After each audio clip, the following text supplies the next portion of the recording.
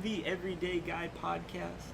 On today's episode, I sit down with a friend of the podcast and the intriguing past Whittier City Council nominee, Yazmin Ferrada.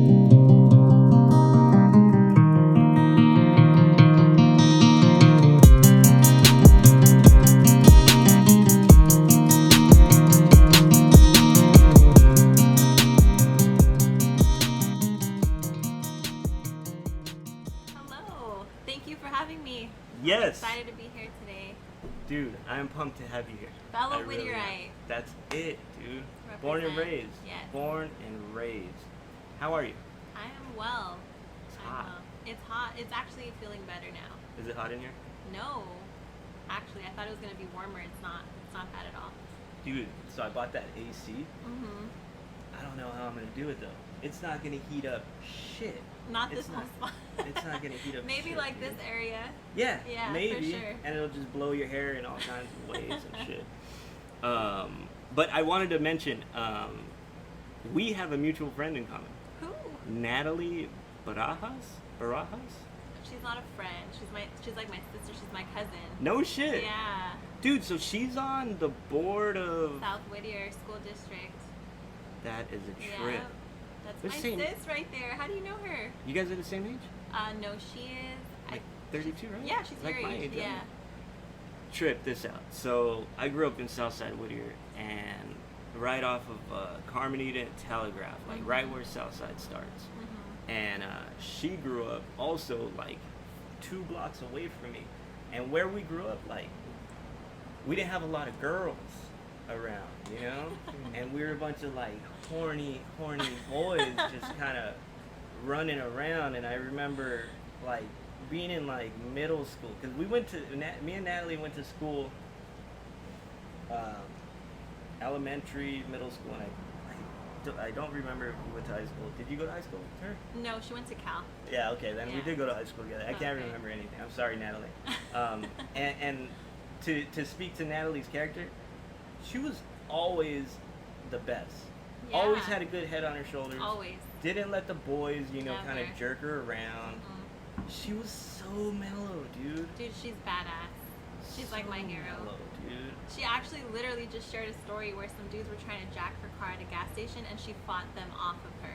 No! Yeah. Dude, she used to live. She still does. Yeah. Oh no, she's my a beast. god. She was Yes. like a bodybuilder. Yeah. No bullshit. And Yeah. like, this person might sound mythical. she's Dude. a goddess. Yeah. This person's real, dude. If you look her up, dude, Natalie Barajas, dude, I'll never speak ill of her because I can't. Like, there was no Yeah. bad things. Like, we were some horny little boys running around trying to chase girls, and she was the girl that was, like, closest, probably. There was another girl. I can't say her name, though. What? Oh, you don't Yeah, know. I still follow her on shit, so I don't want to say. But anyways, there weren't that many women, right? So, Yeah.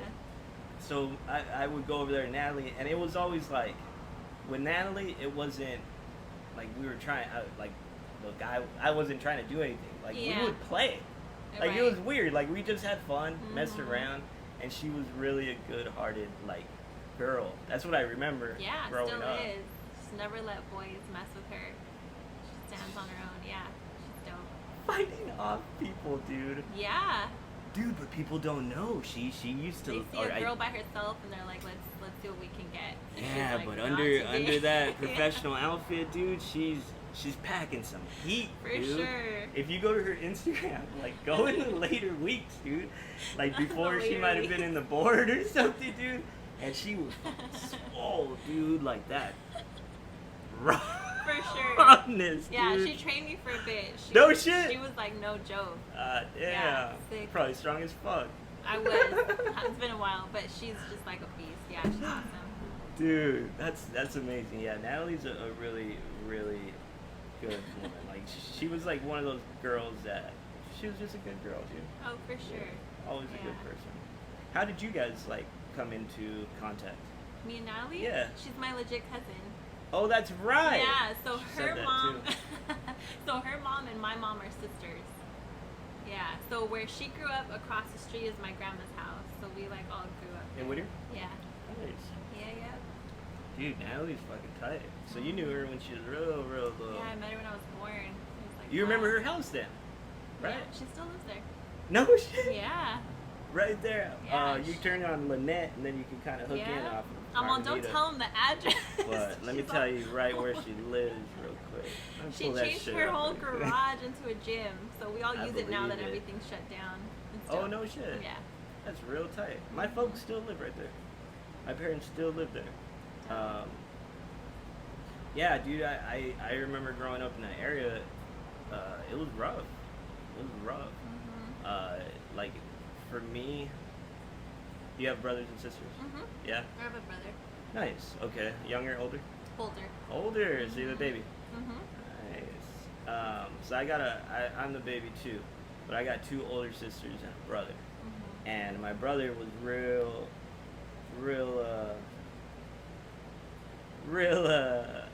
how should I say, affiliated, Okay. you know, Yeah. in Whittier.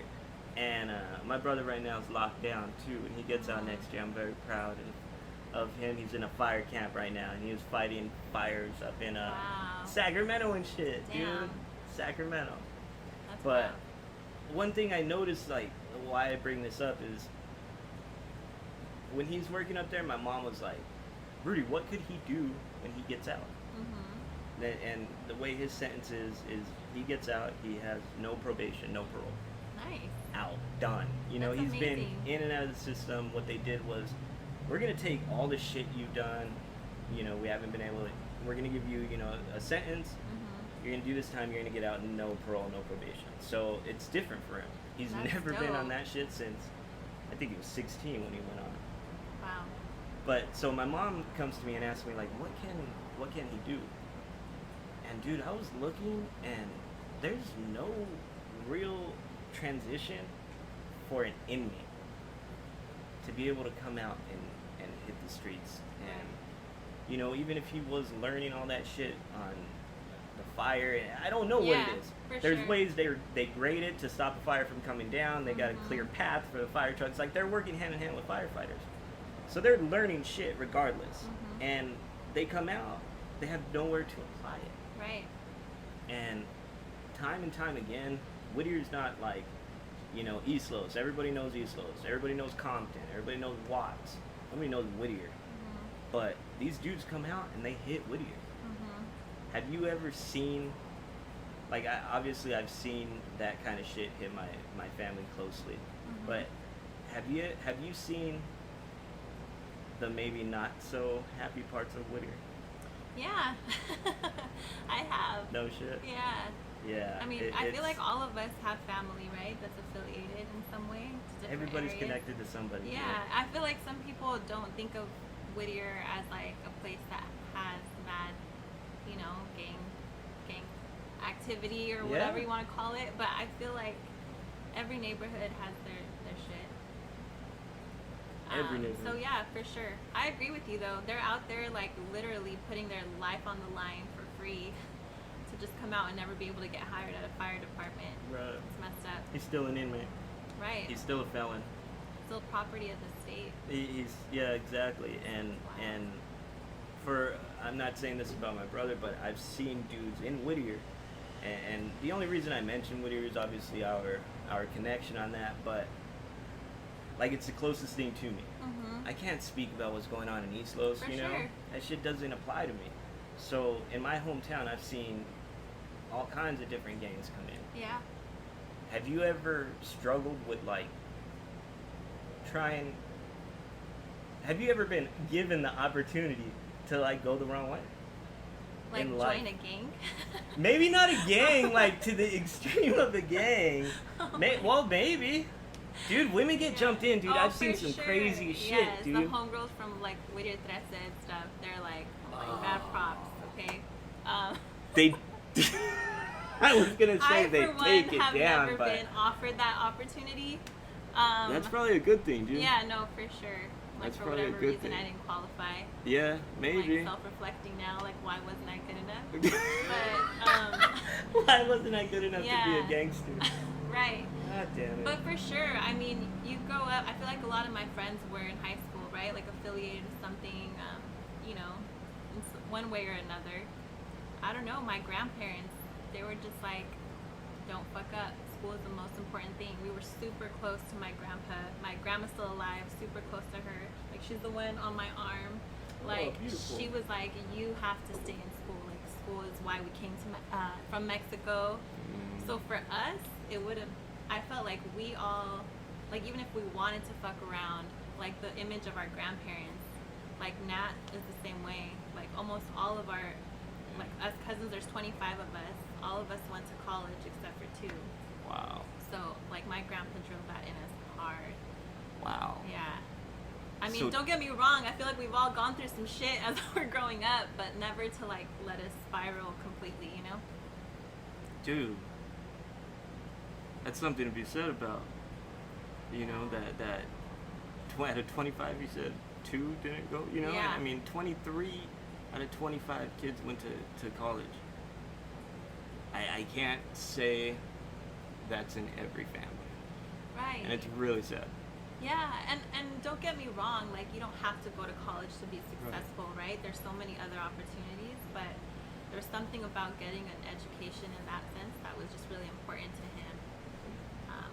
And, you know, some people did it and then didn't even use their degree, but I feel like low-key we all did it because I did that shit. my grandpa wanted us to, you know? Yeah. What was your degree in? Marketing. Okay, nice. Yeah, business admin, but my emphasis was in marketing. And then I went back for English, dude. I wanted to Nice. teach English. I really like to read and write, and although I don't look like I know how to read and write. What does that even mean? Dude, people told me that shit, dude. What does someone that people looks tell like me, they like, know how to read look like? well, like, people tell me I'm lazy because I don't know how to speak Spanish. Oh, wow. You speak Spanish? I do. God damn, dude. You know, we're supposed to be like, oh yeah, they tell me the same shit. I No. should have lied. I didn't get the... Man, they tell you I you're should've felt that. the opposite, lazy. No. Yeah, I didn't learn Spanish. I didn't grow up with it in my house. Did you grow up with it in your house? Yeah. So our grandma took care of us. So we Oh, no shit. she only speaks Spanish. So we grew up speaking it. My parents speak English, but I felt like I learned Spanish before I learned English. So when I went to Lake Marie, I feel like Lake all of us Marie, had an yeah, accent, yeah. and it was just cool. And then we moved to East Whittier when I was in 3rd grade, and it was like all white, and I had an accent, and I had a uniform, and no one was wearing that, and I had like a pencil in my pocket, and everyone had like a pencil box. It was just like a huge culture shock, even if it's like down the street, right? No shit. But yeah, we Wow. all grew up speaking Spanish. Yeah, dude, I didn't. I mean, that's amazing. You know, that is, dude, because you know, I got 2 daughters, and I got a 4 and a 9-year-old, Nice. and they're 2 girls, you know, and I'm trying to give them the best opportunity I can. Like, my Yeah. parents, like, I see it like a stepping stool, you know. My parents pushed me up to try to start off here, and I kind of fell down a little bit, you know. But then I'm coming back up, Yeah. and I want to push my kids up to that next step too. And where they go from there is what they lead on. So Yeah. I'm not always going to be around my daughters to make their judgment calls for them, but I want to instill a lot, and I want to instill things that let them improve their life in the future, you know. And one thing I really fucked up on is not being able to teach them Spanish. And I could say, like, my ex-wife's mom, my ex-mom-in-law. That sounds good. She said, That's good. Where's my cookie at, dude? Dude, you see that? Very That good. was good. Good. Now I love spell moral it. support. I'm like, Spell that shit. Spell that shit. Oh man, I'm getting roasted. unintentionally. That was That good was though, moral dude. support. That was real good. I feel real proud of myself right now. Yep, I do. What was I going with that? What was I talking Your about? ex-mother-in-law taught your daughter Spanish? Yeah, so she speaks Spanish, but she also speaks English. So she does her best to like teach my daughter Spanish. Okay. And but that's really like the only person Yeah. in my little world. Yeah. And I really regret it. I really I regret mean, it. y'all could jump on Rosetta Stone together and just, plug your headphones in. I forget things though. like I forget. What did I forget? I forgot to bring back a drink. You know, when you ask me for a drink, like I forget everything. I forgot to fucking hit record, dude. Before this video, I had to cut another video because I didn't hit record on the Audacity to record to the streaming shit. So I forget everything, and I can't. Like, I'll learn Spanish for a day, but once I go to bed, I'm gonna forget away. that shit, dude. Clean slate. And you know what I always wondered? If people that speak Spanish hear it in English. Oh, that's crazy. I feel like sometimes I think things in Spanish and I'll say it in English, or I'll think things in English and say it in Spanish. Oh, no shit. Yeah. I don't know, dude. 'Cause you don't got know. that gift. I don't. I say things in English. And I say things I don't even understand sometimes. Yeah. In my head, dude.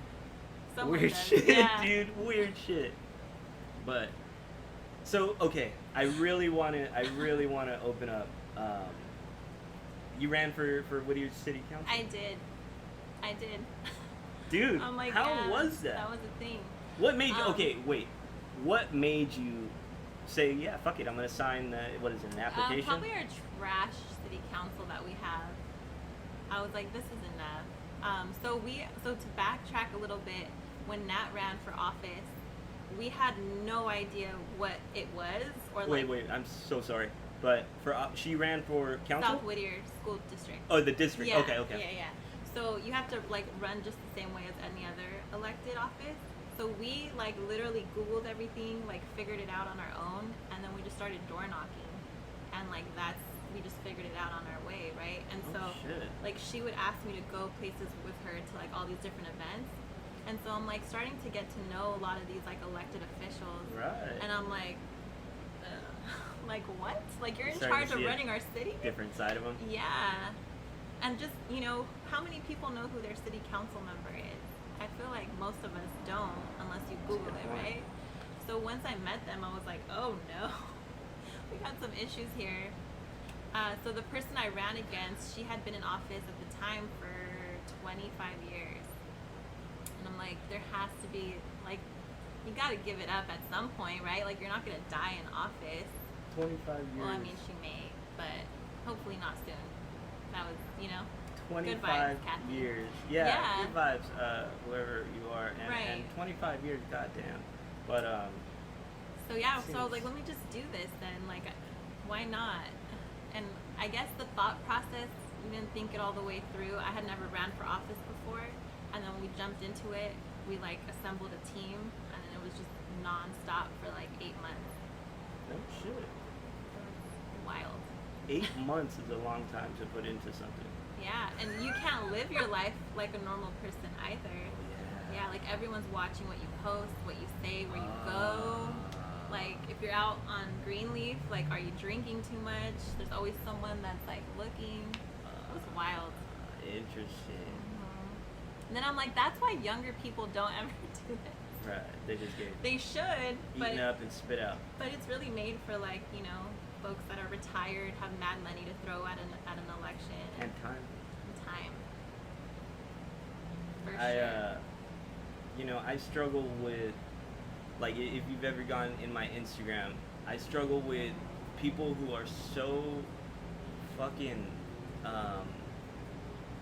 married to their political ideations. Like, I fucking love Trump, dude. I love Fox News. I love it. Yeah. And then I love CNN. I love Barack Obama, and I want Biden to fucking do whatever he's doing. But like all these people get so goddamn like glued to it, but yet they're so fucking removed from their own local government Oh and my local God, politics. yes. And that shit affects them on the daily, dude. The daily. The daily, like Whittier tax just went up. That means every time you go buy your fucking Yeah. M&Ms, at the gas station, you're gonna get charged a little bit more for those M&Ms. And you could have fucking voted on that shit. Right. And it literally hit the threshold. So we're at the most you can tax citizens right now. Oh, tight. Yeah. So that's literally where we're at. Tight. Yeah. Yeah, it's wild. No, but I 100% agree. Like, just door knocking all the time. People were like, city council? Like, Look Parks at and that. Rec? I'm like, yes, actually. Do you like that show? Vote. God damn it! Why aren't you voting? It was really, it was disheartening, but also like one of the best and worst experiences of my life at the same time. My dad would have like started barking at you. He would have came to his door talking Yeah. to city council. Oh, Get the hell out of here! He don't like that shit, dude. Cause dude, did people get mad about it? No, Yeah. about going door to door, like. Oh, I was just tripping on your dad barking. Sorry. Oh yeah, well I was like, he'll whoa. get crazy, dude. He'll get crazy. Yeah. You know, Most I got my listeners. old Mexican dad. He's a tough ass dude, man. Yeah, some people were wild. Yeah. Some people were super friendly, like, here's some water, it's hot Oh, outside. nice. Yeah. And then some people were like, you don't, like, are you old enough to drive? Like, super ridiculous questions that are just kind of like insinuating that you're not ready for something like this, you It's know? about character, not about Yeah, anything reality. else. Yeah. Yeah, a lot of people were like, you know, are you a brown beret? Like, are you a communist? I'm like, you The hell's a realize brown that beret? city council has no say-so on, like, communism, right? Even if you wanted to, right? God damn, dude. Yeah, a lot of racism out there. Oh yeah, dude. So I got a buddy. He runs the Whittier neighborhood watch page. What's his name? I won't say his name. Okay. And He probably hates me. so so I don't know anything Okay. about that. But so I was at the Whittier protest. Not the one. I was at the one in Uptown at the police station, Uh-huh. and then I was at one by the Whitwood.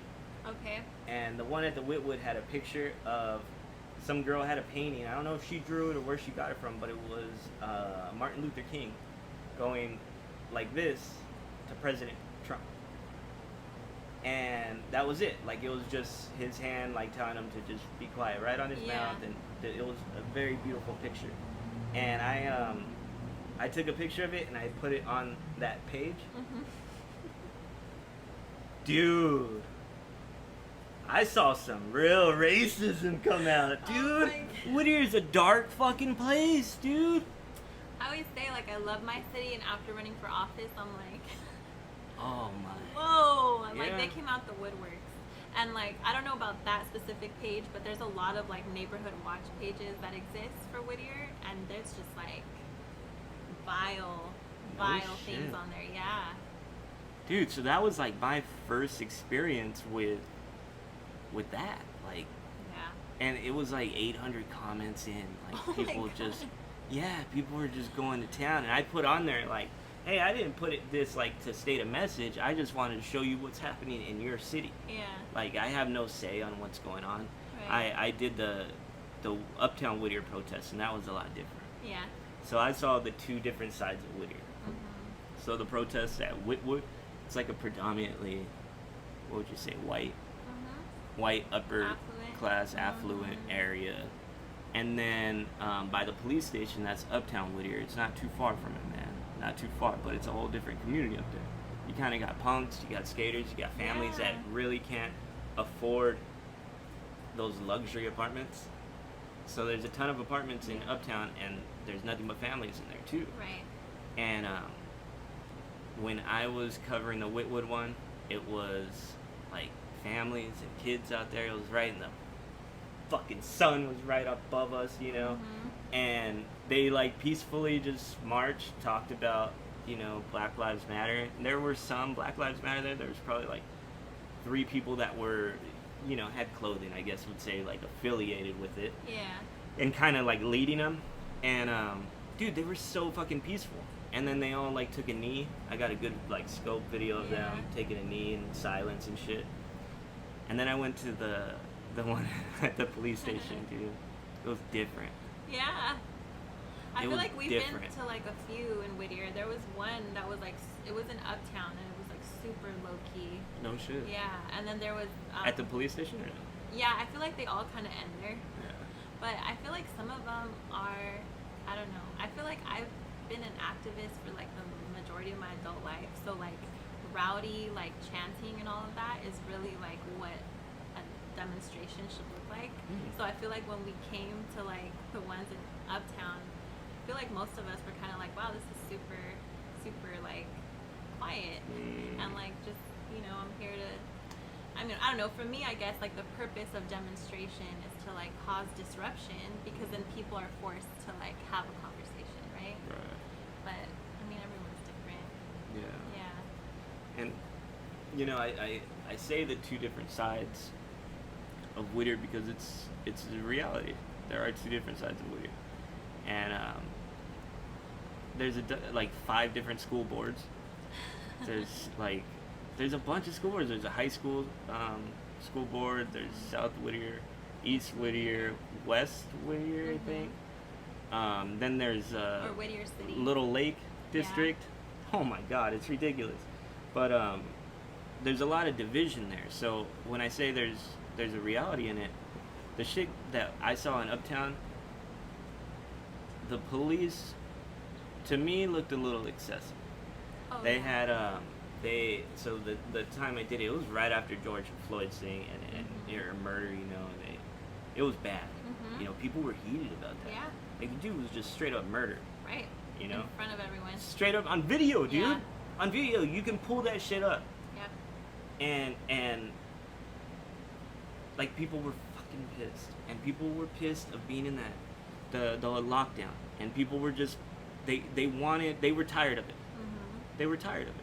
And when I saw it at the police station, the police were straight up in a wall. Yeah. Like a wall. And then they had security, like snipers on the roof. Yes. All on the roof, all over City Hall, all around. And there's probably like 200 like protesters. And a lot of them were just saying like crazy things to the cops, And a lot of them were saying the cops by name. Yeah. And that was sketchy, because it made me think, like, what dealings did those people have? Right. And I wanted to, like, go ask them, but I didn't want to put anybody's exploitation out there. And people were there to, I believe, for the right thing, to make their voice heard. But what Whittier PD, what I saw was a little excessive. What are you going to do? You're going to snipe someone? Right. You're really going to shoot somebody from up there? Right. I mean, we also know that it's like most of the time symbolism, right? We have a mayor who is like Blue Lives Matter, who will come out and talk about cops all the time. For them, it's almost like, look what we can do, and if at any point we need to do it, we'll do it. It's just to instill fear. I highly doubt they were actually going to snipe anyone, but it's just part of the reason why these kids are tired. I mean, like, just talking to like these young black and brown kids and their experiences with Whittier PD, like, I know people don't consider Whittier as like somewhere that has like, severe instances with the cops, but it happens, and people are tired of it. I mean, we had Jonathan Salcido. I don't know if you've heard of that story. He was murdered by Whittier PD. He was having a psychotic episode, so he actually suffered from schizophrenia, and his mom called the Whittier PD to help her get him to a facility. And when they arrived, he like freaked out because there's like 7 officers. So he takes off running, and they chased him and jumped on top of him, and he died of asphyxiation. And that happened in 2016 or 16, and like, who heard about it? It was like right after that officer was killed next to Lucerna, and so after that it was like all of Whittier is just in support of the police department, and it's like, it's not that you don't want to support them, but you can't even critique what they're doing or how they operate, right? Because then you seem like you're not part of the community, and you're just, it's just messed up. There's a lot of stuff that happens here that I feel like our current leadership does a great job of covering it up, and the community really doesn't know what they're standing behind, And I didn't know that about Mr. Salcido. Mr. Salcido, it really brings up, like, for me, it's really raw because, so back in 2016, for me, I had a similar crisis like that. This was like the middle of 2006. This is right after May. I got divorced, and it was coming up on like my 2-year anniversary of being married. We were together 6 years before. We had 2 children, got married, but we were only married 2 years together, 8. But it was like she was out of the apartment, I was on my own. Our 2-year anniversary is coming up, so I was real fucked up. So I talk about this on episode 20, like my attempt, and so like that night I drank a shitload, and I took a bunch of antidepressants and Norcos. I used to take opioids like, for a minute, and that night I decided, like, that's it. I'm going away now. I'm not coming back. And I suffer from depression and anxiety, and then as of recent, bipolar disorder. Like, I'm on the spectrum for bipolar disorder. So at the time of the divorce, I had just got diagnosed. So the same week she told me she wants a fucking divorce and be out, I got diagnosed, dude. I got diagnosed with depression the same week. So I like got diagnosed. I'm telling her I'm diagnosed, and she's like, I want to get out of here. I'm done. Oh my god. And I, this is not to speak ill of my ex. Like, Right. I put her through the ring. I was not a good fucking husband, and I was a great dad, just not a good husband. So, it was at the end. I was ready to go. I wanted to kiss my daughters goodbye. I showed up that night to where I thought they were. It was with their Nino and Nina, and in Whittier. And I showed up there, and I was drunk, loaded, and I'm screaming outside my mind. At the same apartment complex, my sister lives there. So I called my sister. It's like 4 a.m. She comes out. She sees me. My eyes are done. I'm outside my mind. I'm like, I like to wear Pendletons. Do you know what? Yeah. Pendletons are nice. They run like Yeah. 110, 120. You know what I mean? They're expensive. Green so she, spans, yeah, okay. green spans, dude. Southgate, dude. Fucking Southgate, right off Tweety, dog. Yup. You go in there. There's fucking all kinds of shit in there, dude. You could probably buy like a rack in the back, dog, because this dude's got stacks of Pendletons, dude. Yeah, for Stacks. sure. And he'll pull it out, and it looks like, God damn, that shit's wrinkled as fuck, 120 bucks. Right. I'll take it. Exactly. But anyway, so the only reason I bring that up, I'm in my Pendleton, and I like to take care of my Pendleton. But that night, I was out of it. So my sister saw, he takes care of his Pendletons. And I was like, pulling my shit. My shit looked like I got into a fight. Yeah. And I had a knife on me. This was a big knife, dude. This was like, the blade was probably this big. And when it fully opened, it was probably like this long. Damn. And I always kept it on me. And so I call my sister, and she comes out, and she's like freaking the fuck out. Yeah. And trying to get me to calm down. Trying to get me in the house. I don't want to go in the house. I want to see my kids. They weren't there. Blowing up my ex-wife's phone. She went out that night. And she went out, and it fucking killed me. Because I'm thinking like, dude, I'm having this breakdown. You're out having a drink. Like, we're going through a divorce. How could you do this to me? This is what I was going through. So I'm at the apartment, and my sister like doesn't get me to calm down. And I remember,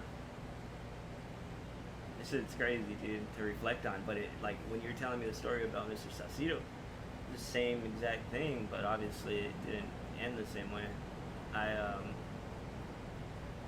They called the cops.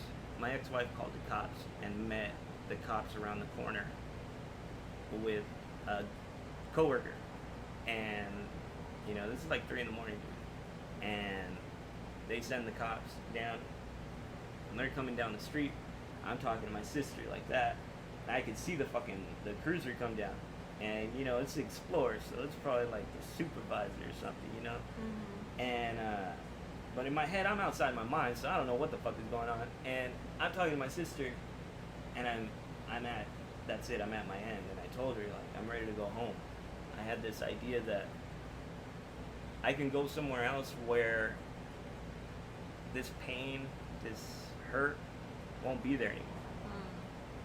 And so I told her, I'm going home. And I went to grab my knife as soon as the cop was walking down. When I grabbed my knife, she grabbed it out of my hand and turned around and just held it like this. And I wasn't going to get physical with my sister by any means, and she knows that. Like, I'm not that type. I'm a violent dude sometimes, but never with a woman. And that was kind of like my old life, by the way. I'm not a violent person. You gotta, that was like old shit, but never with a woman, and especially if my family member, like, she took the knife and hit it down, and I just started crying. And I remember backing up and telling the cop, like, dude, don't fucking come close. Like, don't get close to me. Because I wanted to rush him and just, my idea was to go suicide by cop. And if my sister didn't take that knife from me, I would have. It would have happened. It would have happened. Yeah. I think it would have been a shoot to kill shot. And I can't say that I blame them because I am coming at them with a knife. Although they might not know that this man is sick. Right. The physical action is I have a knife and I'm coming towards them. And my sister again got that knife from me.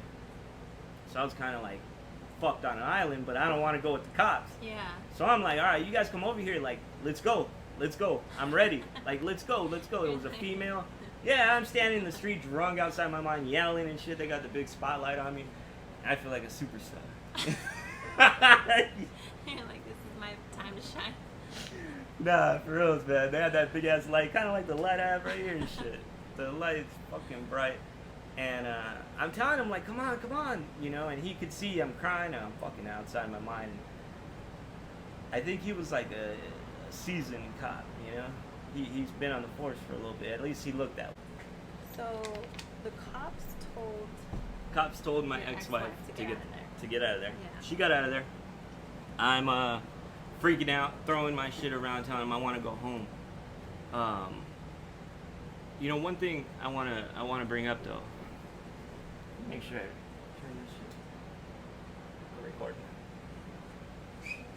But one thing I wanna bring up too is like my depression at that moment. One of the scariest things was like it.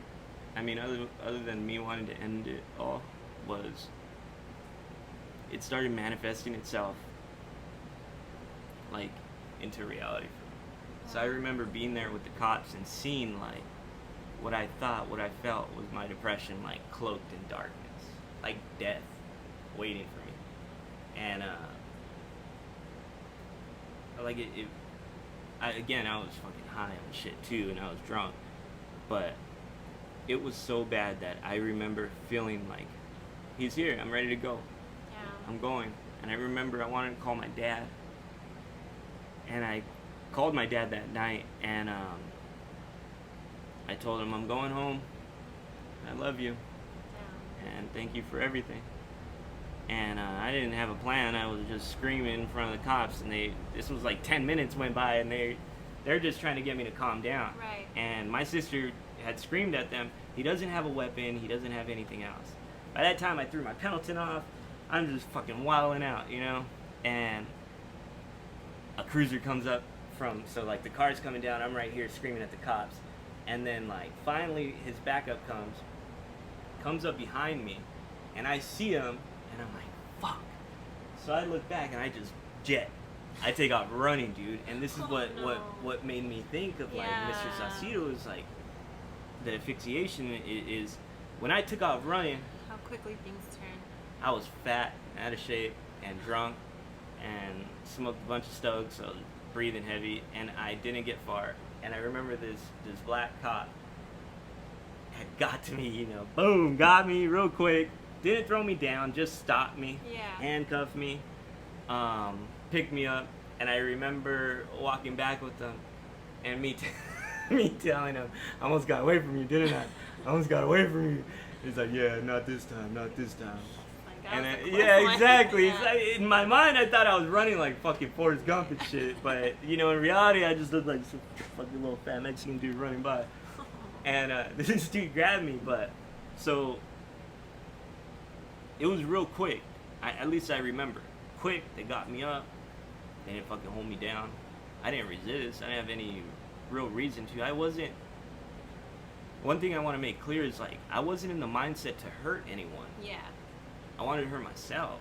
Yeah. And that's one thing people need to, I just want to take like a minute. Like, one thing about depression and anxiety and being bipolar is it's not you're crazy and you're just going to go out there and fuck somebody up. Exactly. Yeah, there are forms of that. There are. But there are also forms, like, for me, where it's very self-inflicting. What it is I want to bring that pain that I can't point out, I want to bring it to something I can point out. And I've had so many just anger attacks where I bust my knuckles, bust my head, you know, physically hurt myself to bring that pain. And that night, you know, and nearly every case I've had, I never thought of hurting anyone. You know, I didn't think if I got to the cop, I wasn't going to stab him. Right. And he doesn't know that. Right. But I knew that. And it, like when you were talking about Mr. Saucedo and he was 17 and he died that night. It was a similar incident where they got to him and you know, it could have been the same exact way. And it really makes me think about the importance of environment. For sure. Absolutely. Yeah, that shit really made me think. That story you told me, man, that was a trip. Yeah. I never heard of that though, and it's crazy that it was around the same time. Yeah. You know what I mean? Right. Like, that could have been a whole different story for me, man. For sure.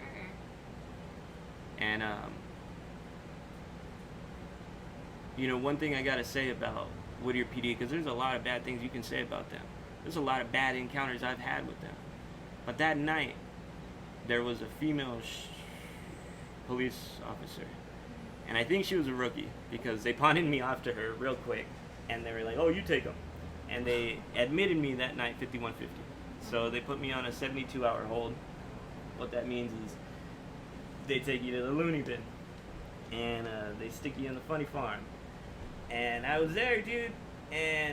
But the trip is, right? So they put me in her car. And they're like, okay, get him to UCLA Med. I had to go to UCLA Medical. And I don't remember where it was. I still don't know where it's at. But she didn't know where to go, dude. She didn't know where to go. So I'm in the back seat, and I'm already calm. I'm coming down off the alcohol, so I have like a headache already and shit. So I'm kind of calming down. And no bullshit, yeah, it's like, dude, we drove for like 2.5 hours. From Whittier to UCLA Med. I think it was in Long Beach.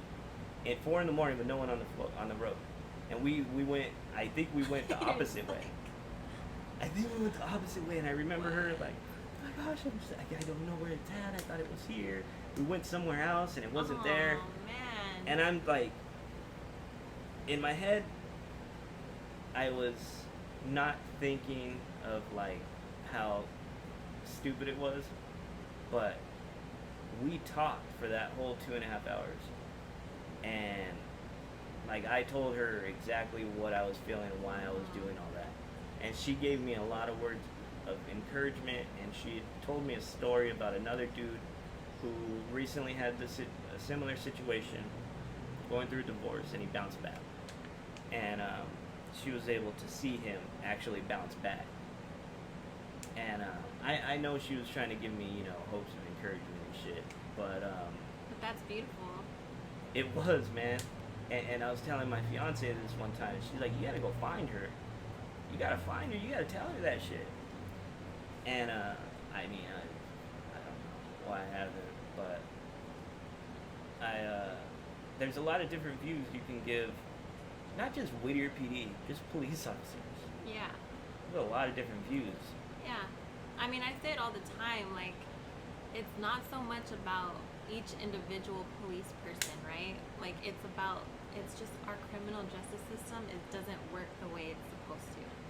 So it's like, it's not about your uncle who's in the force or your cousin who's a sheriff, or like, you know, it's not about that. It's about how like we have a whole like militarized police force that it doesn't work in the way it's supposed to, or maybe it works the way it's supposed to, but it's not really working for a lot of people in this country. And like, I personally feel like I'm born and raised in this country. I'm obviously proud to be a part of this country, but that's also why I work so hard to critique it and want better for it, right? Like, I'm not just talking shit just to talk shit. Like, there's a possibility, in my opinion, and this might be like, you know, dreamer for some, but like there's a possibility that we could live in a world that's better than what we have now. That's like the only reason why we critique and work so hard to make changes in these systems, right? So it's not about the individual police officer. That's a beautiful story. I mean, she potentially had something to do with saving your life, right? Like, Yeah. It's just overall, I don't think the system works the way it's supposed to. Oh, that's a heck of a point, dude. You know, it makes me think too that I remember my daughter, my oldest, she was like 4, and we had seen a cop, and she had like got real close to me and tightened up. Yeah. And we had never talked about cops, and she didn't know my views. I had some crazy views when I was a little younger about police and the things that I've seen, but I didn't put that onto her. You know what I mean? Yeah. I didn't put that shit. And so I had asked her, like, why did you clinch up? Why? She said, well, they have guns and they look mean. And it was so goddamn simple, because we were at the Whittier car show. I go every year and I take my girls. Like, we know that's our thing. That's Dad's thing, you know. We walked down there, and it was at that time. So we were walking, and the fucking police are like this by their cars. Yeah. Sunglasses on, Right. you know, hats real low. Sunglasses The on, the Oakleys guns. on. Yeah, the Oakleys, dude, with the mirrors on them and shit, you know. So I don't know why. I won't say anything. But you know, they had that cop look. You know what I Yeah. mean? And even if they didn't have a hat on, they had that high and tight. You know, that shit was like Bart Simpson and shit. But so my daughter's like, Dad, they look mean. And I'm like, God damn, that's a hell of a story. I took her that weekend to speak with an officer, because I wanted her to open a dialogue. So I went to the police station. They didn't have an officer. They brought a detective out. And I talked to the detective. He had no personality. Dude, he was a fucking robot, dude. He thought like we were talking about a case and shit. You know, he's You're like, reboot. you know, I just want you to meet my daughter. so your daughter's like, she's having trouble with police officers. You're a what? What the fuck are you talking about, Dick? She's 4 years old. What's she having trouble with? She's having trouble with the way you guys stand and look. That's Right. basic. Like, that's what she's having an issue with. And it fucking blew my mind, dog. It blew my mind. And my daughter got a good experience out of that. And ever since then, everything's been okay. Yeah. But you know, there's back in England, I'm like full of weird, useless knowledge. Back dude. in the old country. Oh, Yeah, like, dude, what? right? I know, dude. I'm full of like old, useless knowledge, dude. So back in England, when actual policing began, because like you were saying, policing doesn't fit anymore. Yeah. The way it was designed, I'd say. Yeah. The way it was designed was good for those dudes wearing white, Wigs. wigs and shit and wooden teeth and talk old like the people. beaver from Lady and the Tramp. You remember the beaver? Why do all beavers talk the same in every cartoon? You know, there's a good comedian that has a good thing about owls. Why do people think owls are so goddamn smart? That is true. But owls are fucking disgusting. They are. They can rotate their head. Oh, and, yeah. Dude, Like their The bodies are like this Exorcist, big. right? Yeah. Yeah, but they look all big. 'Cause of their They fluffy rotate. feathers, They're yeah. nocturnal. See, I know stupid shit, dude. There you Anyways, go. back in England, right? Policing started out. They had those stupid blue hats with the little visor right here, right? Yeah. And what that visor was for was not for the sun. It was actually to hide the eyebrows. So in England, they felt that the eyebrows showed a lot of expression. So what they wanted to do is They do. eliminate that. Oh. To be able to talk to somebody like a goddamn robot. So you can't tell if that person's getting mad, happy, or sad in front of you. And what's funny is that shit came over to the States. Then they had those blue hats like that with the little Yeah. thing that came out, New York hats and Right. shit. Same thing, and that's where that purpose came. And I mean, I'm not saying that's the issue or the main issue behind you need it. eyebrows, okay? Dude, yeah, but That's like what we're here to you're talk you're about. you're removing somebody's emotion.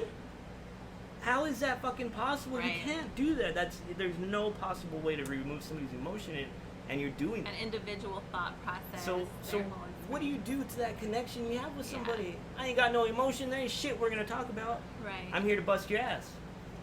Well, yeah, and also like most of the time they work for the state, right? So you see people like in the United States with First Amendment rights going out to protest, and they're working for the state to ensure that that stops, right? So there has to be like a disconnect between these two people, that we are not the same. I am part of the state. I'm acting as the state. I'm not acting as an individual person. So they may show their eyebrows now, but they have like, you know, Still that dead wall. rubber bullets and all that other shit that they have. Low key though, the police here in the state started with as slave patrol. So Oh, shit. yeah, so they literally, the sheriff's department, the little star, Yeah. literally said slave patrol.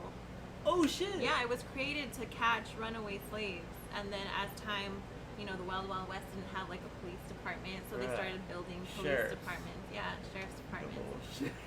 Like, The only it's not sheriff in the pretty, town the and shit. inception of this institution. Like, we really should look back at why it was created, right? And is it still working out after like Or are 200 there things years? we can change? Yeah. We've evolved, you know, mentally, One technologically. would hope. Like, Yeah.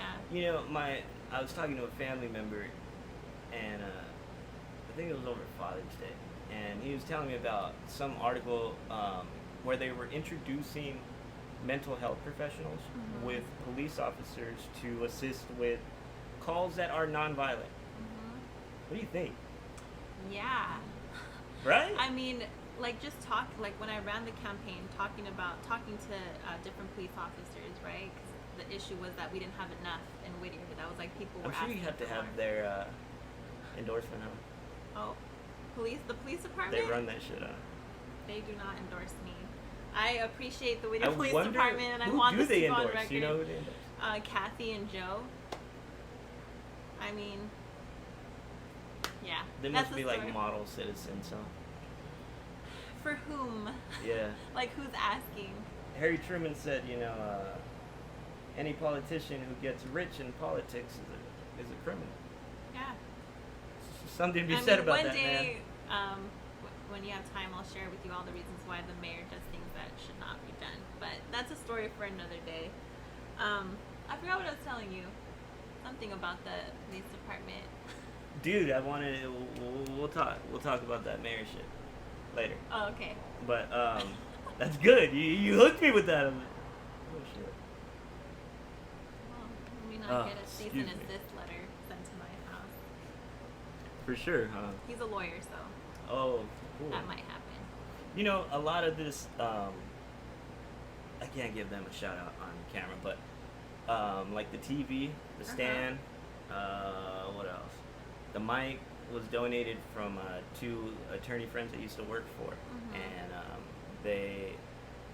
I used to work for them, and they heard the podcast and they donated all this shit. That's super dope. They let me walk in because they use this shit for like depositions, and they were like, dude, whatever you need. You're Took on- all this shit. Yeah. But Christmas. yeah, exactly. So attorneys, I get it. Attorneys are very they're interesting people. Yeah. No, I mean, don't get me wrong. I have a lot of attorney friends. I just feel like you can't use your position as city council for special interests. That's a good Because point. it's like literally against the law. But who am I? I'm not an attorney. That's a good point. So if just throwing a hypothetical out there, I'm city council member. I got the podcast. Can I use this as a platform for the city council? No. No, right? You have to act as a citizen unless you're doing city business with like a little city logo on the corner. And they would not let me talk the way I talk, Right. and that's very sad. That's why the 8 months of my life were super taxing. Dude, so I bet, did you have people come, like you said, you had people coming out of the woodworks. Like, did you have Yeah. people looking into your, Everything. yeah? Yeah. social media. I mean, my you're- brother you're- was here at the time, and so we would go places, right? My brother and I are super close, and we would pop up on these like sites, like neighborhood sites, like how come we've never heard of her husband? Like her and her husband were here, her and her husband were there. I'm like, that's my brother. Like what? Also, why does that matter? What makes someone qualify, like being married? Yeah. Well, yeah. Yeah. That's an old school thought, though. They call me a chola. They called me, brown beret, communist, a whore, a slut. The huge, like, things that people talk to women like. No, yeah. there's. I do understand that because there are men that are like that, and also women.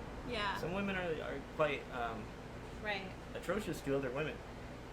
And when I hear you talk about that, I hear my daughter like talking about, like, if some dude was talking to me like that. I have a very short fuse with males, Yeah. especially when it comes to my daughters. You want to hear a funny story? Oh man, I remember this shit. Sorry, dude, just shit pops in my head. But I do want to hear more about the city council. But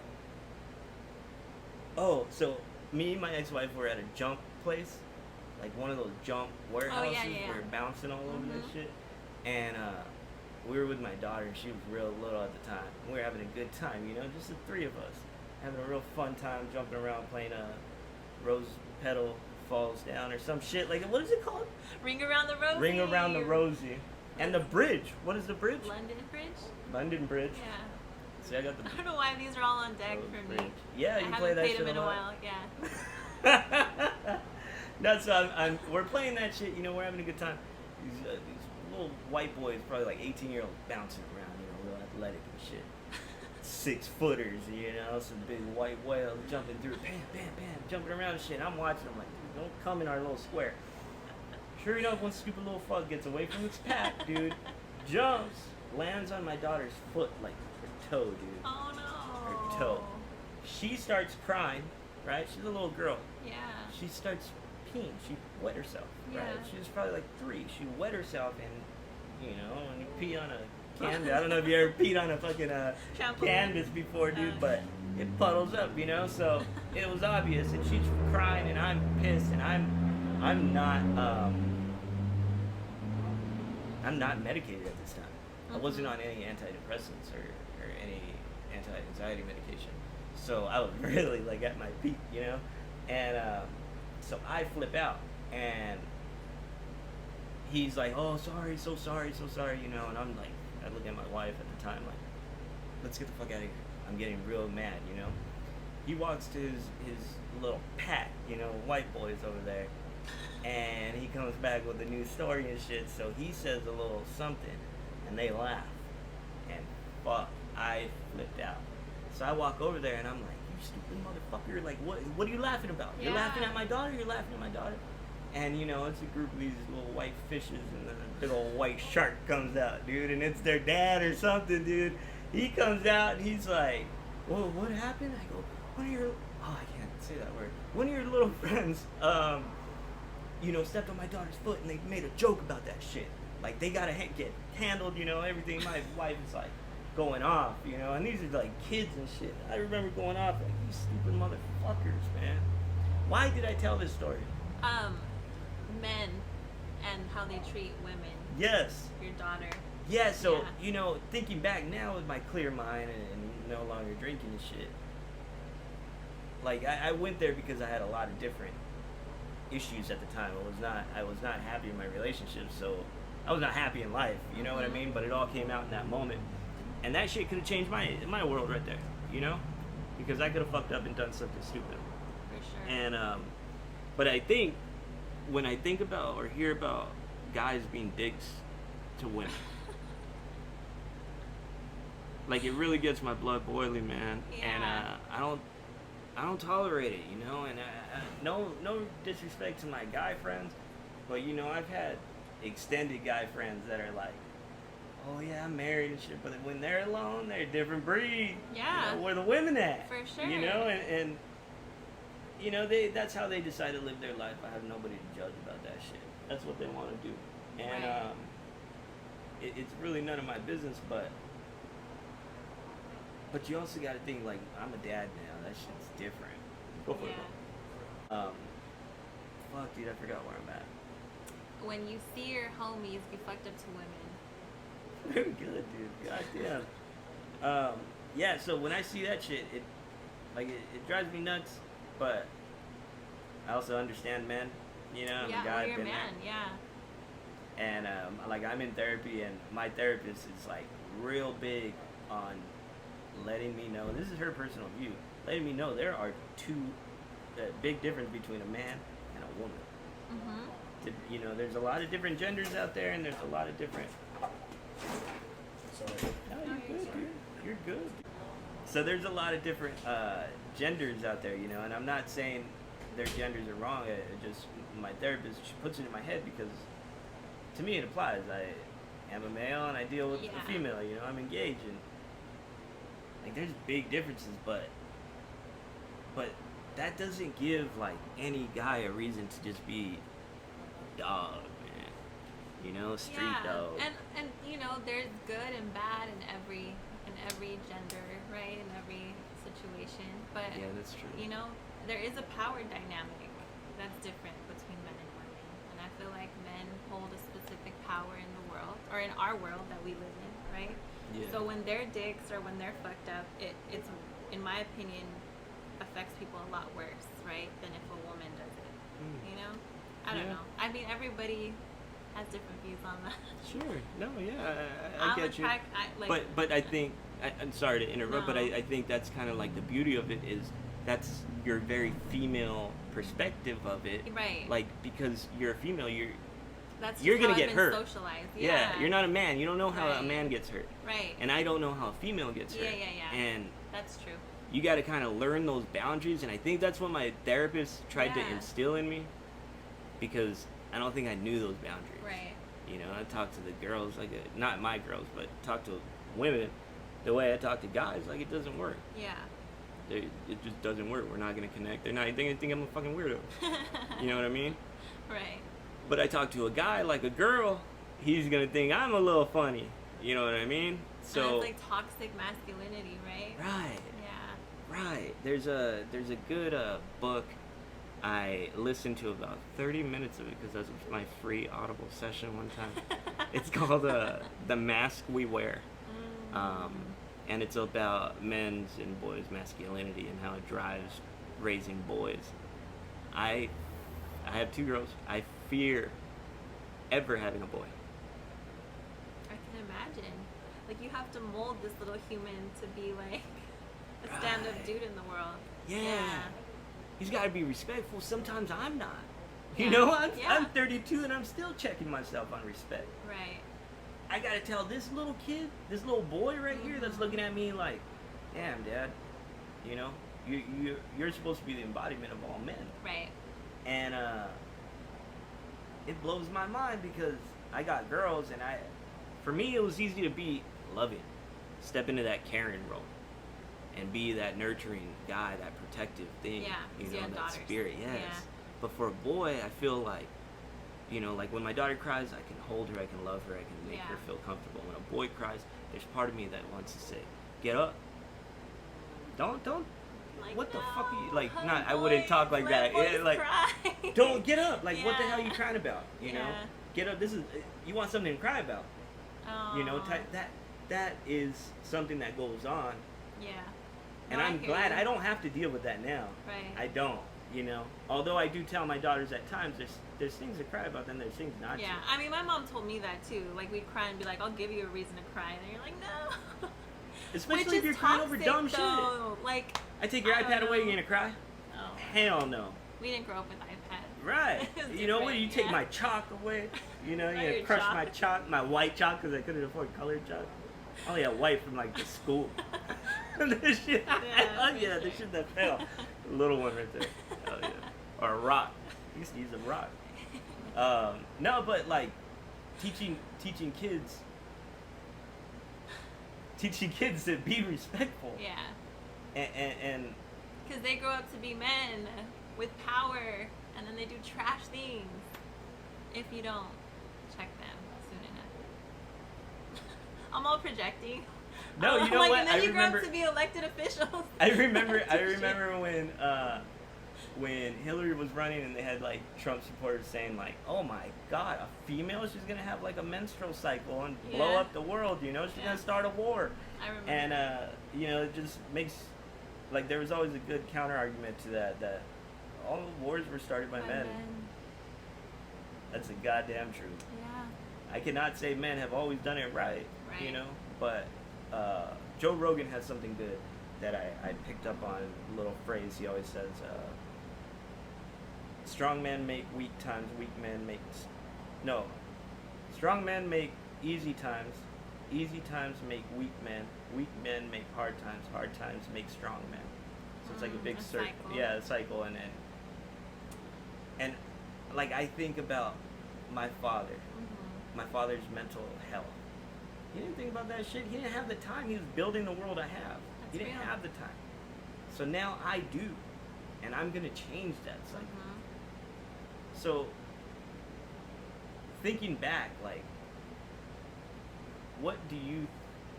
how would you break a cycle like mine? Where my dad didn't have the wherewithal to work on his brain, but I do now. Yeah. Does that make me a weaker man No. than him? And, you know, because there are people that think so. Yeah. No, of course there is. There's always going to be folks that feel that way because it's comfort, right? You get comfortable with what you know, and anything outside of that makes you feel uncomfortable. So it turns into like, you know, shit talking or shaming, right? Because anytime we're just feeling discomfort, we want others to feel it. But honestly, I think it's the way you look at what masculinity means to you. I feel like there's such an opportunity for this generation of people that are raising little humans to like let little boys cry, right? Like let little boys like feel, right? Like, well, you know, young girls and boys, right? Like we were raised like, why are you crying? Like there's something wrong with you, right? So you start holding all that shit inside. You grow up and you start making decisions based on some fucked up thing you're holding on to. Distorted view. Yeah, and I feel like there's a possibility, and I think it stems from this fear of boys being gay, right? There's this fear. Like if you let them cry, they're gonna turn gay magically one day, right? Like if you hug them too much, they're gonna be sissies. It's like, I don't know when they started feeling that way, but like that's like what I see. When I see men feeling uncomfortable, I'm like, what are you afraid of, right? Because this boy can grow up and be any and all the things and still be a stand-up person, which is what we're all trying to do, right? Like raise decent ass people in the world. I think a strong majority are attempting to better themselves. Yeah. And there are families that are stuck in those cycles and they have not come to the realization like maybe we have. Right. That this is real shit and somebody's got to break it at some point down that generational path, you know? And for me, like I don't believe in religion, or I don't really believe in. I hate politics. I hate Dems and Republicans like equally. If I had to categorize myself, I'd say I'm libertarian. Religious, I'm agnostic. I can't say I'm full atheist, but I feel like there's something out there. Anyways, I have trouble understanding people that hide behind their faith to do terrible things, and sometimes like faith gets mixed up with politics. That's the country. Our country was literally Because founded we're a Christian nation, right? Well, that's what it was founded as. Yeah. That's crazy. In God, right? Under God. In God we trust. Under God. Amen. Yeah. Low key, when I was little and we had to do the Pledge of Allegiance, I would always end with amen, because we were raised Catholic. I'm not really Catholic anymore. And people would be like, what the hell? I'm like, it's an accident. It just happened. It ends in amen, though, Right? dude. People don't know. And dude, on purpose. Yeah, hell yeah. I went to McKibben, dude. I had to do that shit every morning, 8:30 shit. Crusting my eyes. Where's the flag at? I felt like the flag was in a different area every time. But I remember that. My daughters still do that. Yeah. At their school. They're in El Rancho Unified. Okay. And they still do that. But anyways, back to like religion in it, did you ever see not just politicians or people within the local government act unchristian-like or unfaithful, especially people that maybe have claimed faith so strongly that they're above God and shit, man? Yeah. And did you ever see them behind closed doors? Not that way. Well, in my opinion, there's two types of people, right? There's people that see people like, you know, and this is just like a huge generalization, but like a lot of Trump supporters, right, really believe this man. There's also a lot of Trump supporters that are extremely religious, right? It just kind of goes hand in hand. You have a lot of folks that are like evangelical Christian and also Trump supporters. In my mind, a lot of local politicians that are standing behind very conservative ideals that claim Christianity are not acting in what I would consider like a godly way, right? Like things that are seen, like we have this morphed idea of like what is godly in this country, right? Like there's kids in cages, there's people dying of homelessness, like people can't afford to take their diabetes medication, but that is a conservative and evangelical stance. And for me, you're automatically not acting in a religious way, in my opinion. I'm not a religious person, but I was raised Catholic. I understand the ideals of the Bible, right? And it's just hypocritical. Like you're already not doing those things. Yeah, like we're immediately born in sin. Right. You know what I mean? And you're choosing to actively harm other humans for your own personal gain, which is probably, in my opinion, the opposite, the antithesis of like every religion. Yeah. But then there's also people like, you know, I had shared this on my Instagram, but that, you know, there's one individual in particular who is like an current elected official who, you know, posts going to, you know, church on Sundays and is just like well liked in the community. And then the interaction I had with him is just like, this is like the opposite of everything that you made people believe you are. Oh shit. Yeah. Like a Christian person? Catholic, yeah. Catholic? Catholic, Okay. yeah. Wow. Yeah. And I'm sure invested with the church too, like. I mean, I'm sure. Yeah. Right? If you're going every Sunday, you gotta know those people, I guess. Exactly. Right? Exactly. So for me, it's hard to take folks seriously. There's very few people that I've seen act in a godly way that claim religion. One of them being my grandmother. I have yet to find anyone who actually tries to like act in what they preach. Yeah. But yeah, definitely some crazy experiences throughout that campaign trail. Do you ever feel uncomfortable by any elected officials? Yeah. I actually just a couple days ago released an interaction or an experience that I had that I kept to myself because it was the middle of an election. And The bar? Something happened at a bar, right? Yeah. Okay. Yeah. Yeah, I remember reading up on this, and it was something like I wanted to kind of see what you really hear your piece about it, because Yeah. I got girls, you know what I'm saying? Yeah. I want to give you that platform. and- I want you to be comfortable, because that shit ain't cool with me. Right. And So I'd love to hear more. yeah, for sure. My dad felt like that, right? Like when I told him what happened, he was like, but I'm like, I'm in the middle of a campaign. We can't just go, you know, knocking heads. So we had to like keep it to ourselves, which was also super hard. But anyways, so this person, well liked in the community, president of the board of a local community college, just like, you know, well liked. He was everywhere. Male. And married with a daughter. And for me, it was like, this was somebody that we trusted, right? Like, there's very few politicians that I have found to be trustworthy or that would practice what they preach, right? This guy seemed to be that person. We welcomed him in our home. Like, he would come to events at our home. He was very much like stand-up dude, respectful, all of that.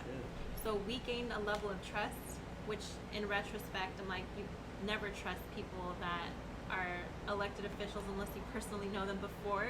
Right, but I mean, you never ran for city council. This is your first shot in the game. You Yeah. have your ideas of politics.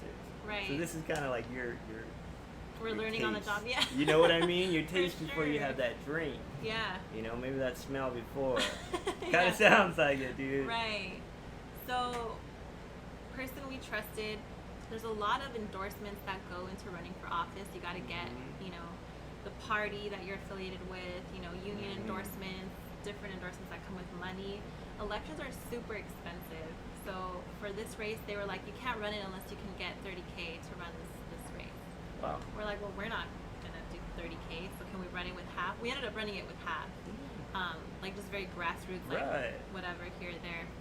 But money and endorsements for a young, non-affiliated person that's just trying to make a difference is important. And so I But guess it costs money to make it important. Yeah. You know, make an impact. For sure, which is like a story for another day. Like only people that can afford to make a we difference. gotta open that up, dude. Yeah, it's terrible. Yeah. Okay, but yeah. So this guy's like calls, and mind you, like a couple weeks prior to that, I had gotten like incessant phone calls from this person, and I kind of was like, dude, you're being weird, but I'm just gonna let it go because I'm busy. And like the next day would be like, I'm so sorry, I got drunk last night and I just butt dialed you like 20 times in a row. At like, That's his response? At like 10 in the morning. That's yeah. what he's telling you? Yeah, or 10 at night. Right. So I'm like, okay, no problem. Let me just put that in the back burner and not focus on it because I have like 9 million things going on. And then fast forward 2 weeks, he's like, it's really important about your race. It's about endorsements. I don't want to text this or talk over the phone. There's a lot of like conspiracy that people are like hacking your phone when you're running for office, right? So I'm like, okay, I'm meeting with my campaign staff, which is like all young women and my brother. So they're like, do you want us to go with you? And I'm like, no, it's that guy. Like, it's that dude. Yeah, right. So much, like, I trusted him that much that I'm like, who cares? Threw on, like... Someone close? And someone that's been in your house? Yeah. I trust them too. And so I threw on this, like a hoodie. I had sweats on, and I like went and met him. And he was like, "I'm in Uptown." I didn't ask where. When I get to Uptown, he's like, "Oh, I'm at the bottle room." So I was like, "All right, cool." I'm thinking this is maybe gonna be like a 10-minute like exchange because he's like, "This is important stuff. Just like update." So I get there. There's already like a beer on the table for me and a beer for him, and I'm like, "What's up?" Smooth. He feels kind of drunk. I don't know why I didn't drink the beer. I don't know if my ancestors or someone intuition was like, don't drink his beer. But I ended up getting up and ordering another one at the bar. No shit. And I like came back and sat down and drank the one in my hand. And he like noticed but didn't say anything. So I was like, I just assumed. I was like, oh, I thought you just ordered 2 because they're gonna close soon. Like, whatever. Thank God I didn't. In retrospect, who knows what was in it or what wasn't in it, but. Hey, you're still here. Right. You know, you drank probably a good beer. Right. Dude, what if that was some weird shit, though? All he has to do is delete text messages from your wall. I mean, they can really dig if they have to, but... Right. Like, he can just go into your phone, delete everything if you're knocked out. Right. And then nobody knows where you went that night. Or you went to meet him, and then you should... Like, there's... Alright, but... Exactly. That's really good that you did it. I watched too much Law and Order SVU to not order my own beer, okay? Dude, that takes cojones because... To be honest, I've sat down with women and, you know, I've had friends, like, I might pull that same move, like, I'll text them maybe before, though. That's what I'll do, is, like, if I'm texting a girl I'm trying to swindle or some shit, I'll ask her, like, you want to drink? You know, you want to drink? Yes, no, oh, order me a water. I'm going to order water, you know? You want a fucking vodka and something? I'll get that, but okay, so if that girl were to walk in and then be like, you know what, I'm going to get my own drink or just get up and get one, that takes balls, dude. But for me, it's like I wasn't going on a date with this dude, right? Like, this is a dude that is a those were not your political official. I'm literally going to meet him because he has advice and updates for me. So in my head, I'm like, yes, there's a beer already on the table, but who knows? Maybe some chick's gonna walk in and they're gonna go on their merry way, or maybe he orders 2. I don't know. Maybe he loves IPAs. I don't know. I just ordered my own. My dad was always like, don't take. Smart, dude. Don't show up to a bar that the drink's been sitting there and just chug it. You know. You never know. So we're like having this conversation. He's like, so what's up?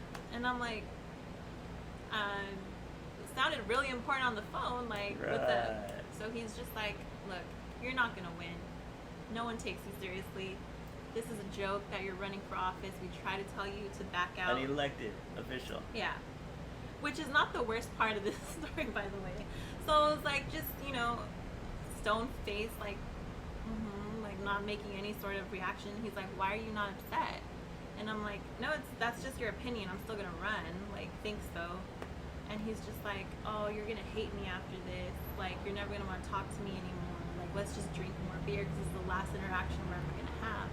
And I'm like, what? Like, it just started getting like super weird. I started realizing he was probably drunk because he was just being like strange. Because you met him there, right? You was already there? Yeah. Oh, yeah. And then he was just like, look, he's like, well, before he started saying all that stuff, he was like, look, I can offer you, he's like, you're not going to get all these, and he lists like all of the most important endorsements. He's like, you're not going to get those. And you're probably struggling with raising money right now, right? And this was like late August. So this is at the very beginning. And I'm money like, and power. well, we're strategizing. But yeah, we are struggling with money. And he's just like, well, I could give you $5,000 and my endorsement for you to show me what you can do. And maybe for like a split second, I was like public speaking, like what do you? My like, policy. What's the stance? opportunity Yeah. here? You know what I'm I'm saying? like, what do you mean? How what drunk I can are do? you, dog? Yeah. You trying to pay me to be a figurehead? Hell yeah. So I'm just like public speaking wise, like, what do you mean? Show me what you can do? Like, just for a split second, and then I like looked him in the face, and I was like, oh no, like he means show me what you can do. So I was like, are you being serious? And he was just like, you know, like I think you're super this, and this, just like super grimy, right? Saying all kinds of like shit that if you're not into a dude sounds just like off-putting. Right. And he's just like, you're just this, that, and the other. And I'm like, dude, it's weird that you're talking like this. Like, I know you. I don't know you in this context. And he was just like, no, you know that, like, I always look at you this way. Like, how do you not know that I don't look at you like this? So I was like, I have to go to the restroom, and I'm going to be right back. So I go to the bathroom, and I'm, like, freaking out. I'm like, I really could have just left, and I don't know why I didn't. But I stayed in the restroom, and I was like, dude, this fool really just offered me money to have sex with him so that I could run for office. I'm like, I have 10 seconds to figure out what to do. So I was like, I'm just going to go back, tell him thanks but no thanks, and then be on my way. And when I come back, he's just like, you know, I've seen all your modeling pictures, like, from back in the day. He's like, you know, I want you to know that every time I look at you, I imagine what you look like naked. And I was like, this is super uncomfortable now. So I was like, I'm actually going to go. Like, I'm just gonna leave. And he's like, I haven't paid yet. So he just like pulls out cash, drops it on the table, and I start like walking out. This was before the construction of the parking lot behind Nemo's. Okay. So before they started building that, it was just like an empty lot. I don't know if you remember back in the day. Like, I remember Nemo's is that like outside cafe that everybody sits at, right? So in the know where middle you can of, like, park back there? Yeah. So that's where it was. Now they're building a huge like parking lot structure there. Oh, really? Yeah. But back then it's like dark and it wasn't well lit. Yeah. Oh, yeah. It was. Yeah. Yeah. Oh, there's some weird things that went on. Yeah. It was right across from. I used to sit at Havana, and I would like cut down that alley when I had to do like stupid shit, and I fucking booked it down that alley because it was dark and nobody would ever see you, and then you could cut down the alley. It's super like in the sketch back, right and like cut down all the way to fucking Whittier if you wanted to. But anyways, yeah. So Oh, like, super yeah. sketchy. Yeah. I know it. I've been in there. Right. So I'm walking to my car, and then he's like walking behind me, and he's like, slow down, and I'm like, nope, not slowing down, not even turning around to tell him anything. I'm just like walking to my car, and there's no other cars around. So I'm like, fuck. Then I start getting nervous. He's not the biggest dude, but I just started getting like, shit, it's gonna just be me and him in a parking lot right now. And I'm like looking for his car, I don't see it. So I'm like, okay, at least his car's not close by. So, you know, just kick him and like get going. Yeah. So I'm like getting to my car, I pull out my phone, and I'm like, oh, Madison's calling me, and Madison's my campaign manager. No one's calling me, but I'm like, oh, you know, ring, hello, Yeah. like just trying to, I don't know, thinking of all Distract the things, like, you, get away. And You're prey getting away from a predator, dude. I'm just You're thinking prey of all the looking for things like something. when you're little, someone tells you to It's do. a lightning after. Right. You know, help me out here. So I was like, shit. So I'm getting in front of my car, and he's like, oh, she can wait, and he just like takes the phone out of my hand, and then I'm like, fuck, he has my phone now, and I'm like, well, she knows I'm here with you, and now I'm talking super calm, because I'm like, if I start flipping out, like, I don't know, what if he gets aggressive, and then I don't know, all these thoughts, right, like split second thoughts, split second decision making. Dude. You're not sure like if you're making the right decision, but you're just going with what you think is gonna keep you like out of a worse situation. Yeah. So yeah, I'm just like, look, she knows I'm here, like she knows I'm meeting with you, so she's expecting me to go to her apartment and like drop some papers off. So it's like, now you know that she knows where I am and with who I am. Yeah. Like, you have my phone, but she knows that I'm here with you.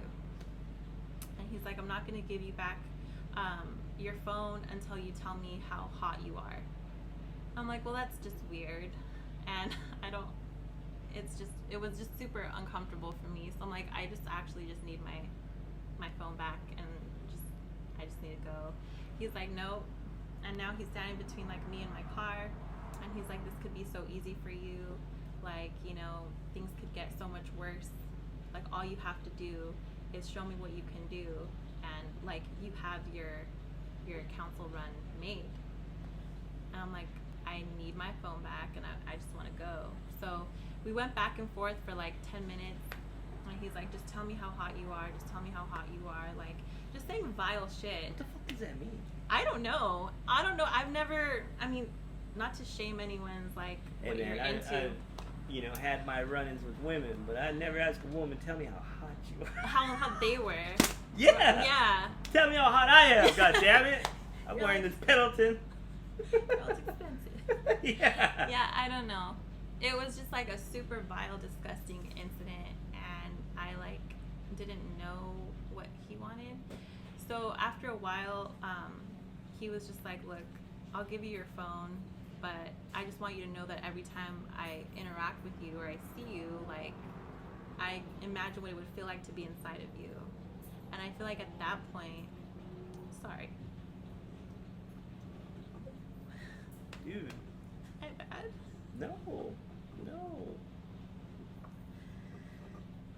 At that point, it was just like, holy shit, this guy is a predator. I think it didn't like hit me so much so, but when he said that, I was like, holy fuck, you're a weirdo.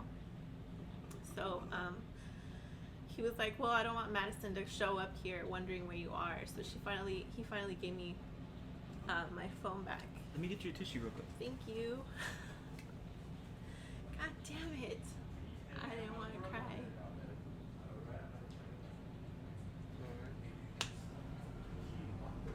Make it go back. I'm like, what was in these things?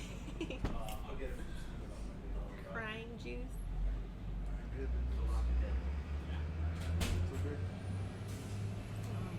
You say you. I do. Don't apologize. My bad. Don't apologize. So yeah, so as he finally gave me my phone back, I think when he realized that, like, you know, things weren't gonna go how he wanted, he's like, let's just go back and drink, and I'm sorry, we can like forget that this happened. And I'm like, bro, what? No thanks. And he's just like, I have Coke, like if you want to do Coke. I mean, this is somebody that's like runs a community college, right? So you have access to like community Married college too. students. Yeah. And has a daughter, right? Speaking of like the perspective of a father who would hate for something to happen to his daughter, like I guess he skipped that like whole mind process. Thinking with Yeah, so as I left, I called Madison for reals, and I just like had a full-blown panic attack. And it was the middle of our campaign, right? Or at least the beginning of it. Someone who people already underestimated, who like already was seen as someone who was like not worthy of holding this office. So if I come out and tell everybody this story, it's my word against someone who's like well liked in the community. She's doing it for attention. She's doing it to get her name You're out young. there. She's young.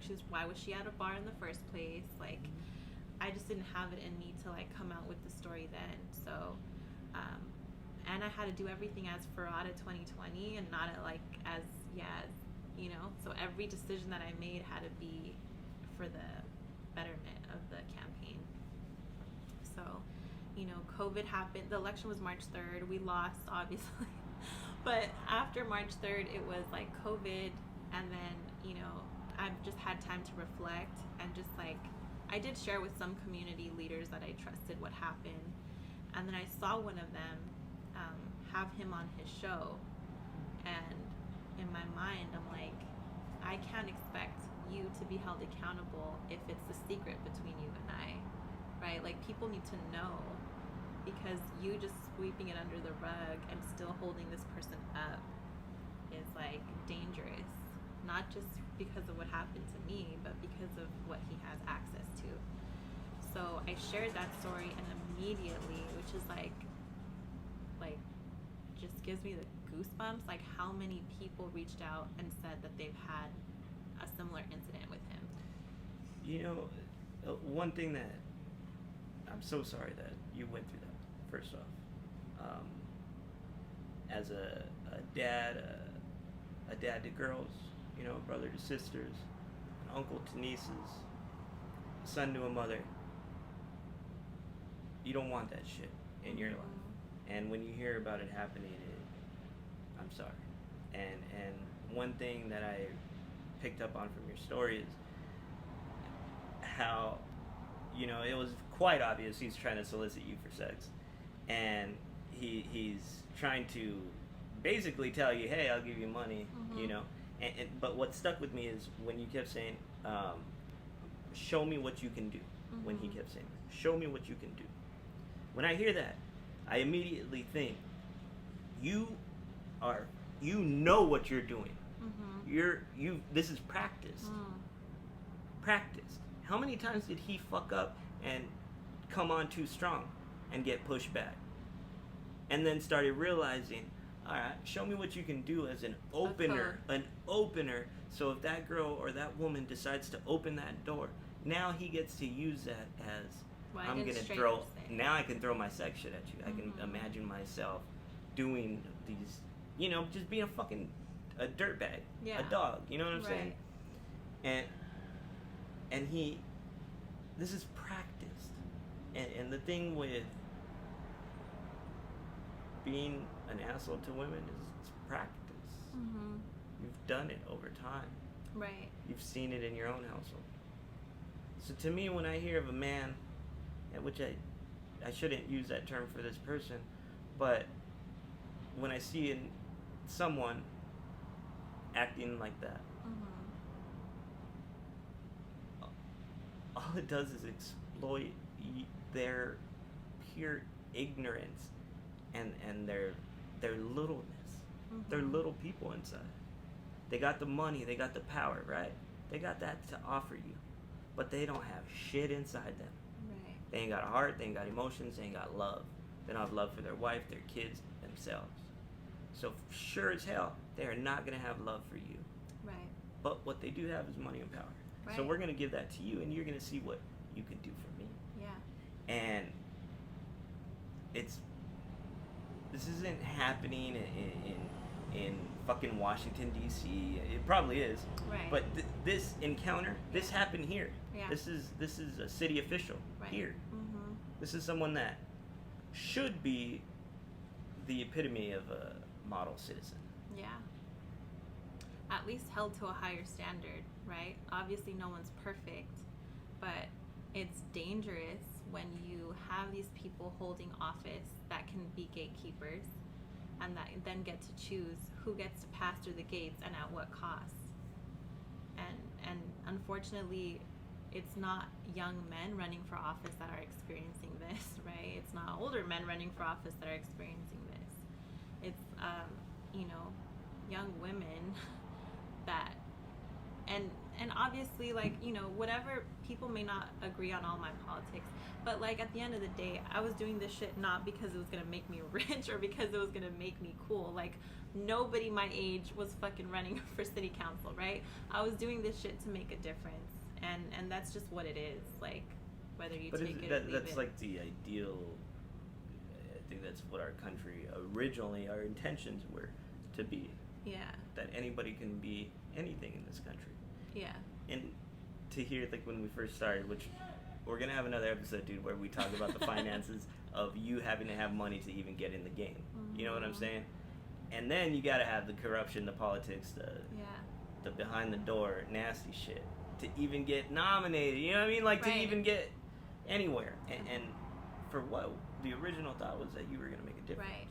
That shit was, it's almost like a joke, right? Like, you get into these circles with people that have been doing this for a long time, and they tell you, like, why do you want to run? And I told them, I had my spiel, right? Like, things I wanted to focus on, what I wanted to do. They're like, okay, what do you really, like, what are you trying to do? Are you trying to, like, run for Congress? Like, you want to, like, what's the purpose of this? No one wants to do this. When they heard you speaking about your purpose and what you wanted, none of them, what it sounds like, none of them saw it as, okay, maybe they're not polished ideas. Maybe they're not, you know, presidential ideas, or realistic sometimes because you're trying it out. But the effort to make, you know, your city better, I would think the effort alone would, someone that's elected would be able to be like, let me help you. Yeah. All right, let's polish up that idea. I like what you're saying. Right. I might not agree, but this is how you can polish it up. Yeah. But instead, these men start thinking, right, I wonder what I can do. Well, I think my run for office was a direct attack on everything that they stand on, right? So I haven't been doing this for a long time. No one from this big organization polished me and set me up. Right. I somehow still managed to get a decent following. And so all of a sudden their power starts looking less and less important. If any person that gets up and says, I don't like this shit, runs, then what's their power?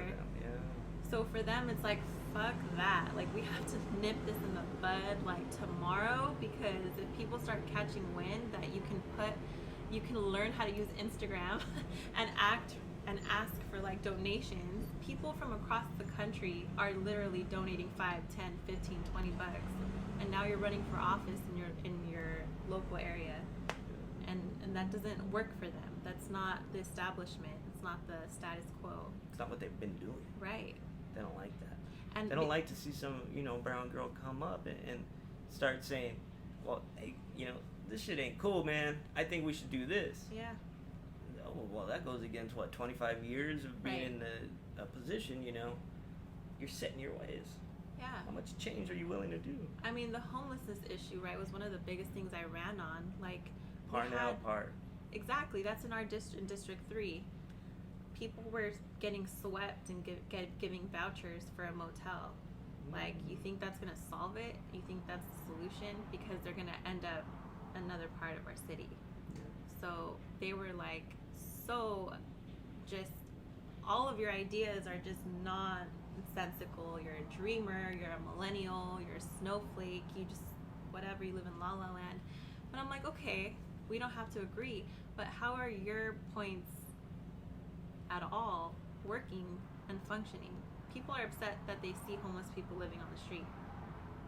Your solution is not fixing that. So what, you know, like, it wasn't that they were outlandish ideas, it's just that they were committed to misunderstanding to continue living the life that they live, right? The city that they live in. And politics is fucking slow. Yeah. Politics is so, anything public, man. I've seen it with school districts and city councils. Like, it's slow to get things going, and you got to pay your way. And that shit is old politics. And yeah, and I think that's also why so many people are apathetic to this. But when I see, I mean, we have mayors, the mayor of Montebello, super supportive. He's my age, right? Out there getting shit done. Like, Hell the mayor yeah. of Cudahy she's a woman younger than me. Wow. Like, getting shit done. So this idea, right, that bureaucracy is just like, we can never do anything because that's just the way local politics works. It doesn't have to work that way. People just like it to work that way. That's a trip. Yeah. That's a trip. You know, I have an idea that I don't know if you've followed the Ghislaine Maxwell. She got busted. I think they should live stream her cell. Live stream that shit, dude. I want to see that pimp. She was a straight up pimp. I want to see that pimp watch 24/7. Why? Why can't you? Right. I pay taxes. Like J. Cole has a funny verse. Like I pay taxes. Why can't I choose where it goes for my iPhone or some shit like that? Yeah. Like we can. It's possible. Technology's getting that fucking good. They did it to Chapo. Right. Yeah. And then too, like in China, you have to have your phone with you for the COVID shit because it can tell you like if you've been cleared and shit. It's like your ID, and it's possible to do that. But I personally would love to see a live stream of a city official's workday in his office every day. And even if you don't fucking watch, it's there. People can go see it. Yeah. And if you're working, you're busting your ass, you're making calls, don't put the sound on, that's fine. You know, do your meetings. But if you're doing work, fine. If you're not in the office for fucking a week straight because you're out golfing or at a fundraiser or playing with the city money, that shit will be on there. I mean, it might sound outlandish to some people, but it's possible. Yeah. No, it is. These If are you're decisions open, if that you're are made. transparent. Right. Like, these are decisions that can be made. I don't know. I feel like it's funny how we have our politics that hang out with, in my opinion, pimps and thugs and people that are doing terrible things. But they're not seen as those things. They're good businessmen. They're people that, like, are upholding the system that we live in. They're wearing a suit. They're wearing, polished shoes. Gangsters in If suits. I were running for office and I had people already called me like a chola, right? So I'm seen as a menace to society, but you're allowing people to live on the street. Okay. I guess to each their own. It's all appearance, man. Yeah. Appearance and money sometimes. How do you feel? Woo! All right. What do you say we wrap up? Let's do it. All right.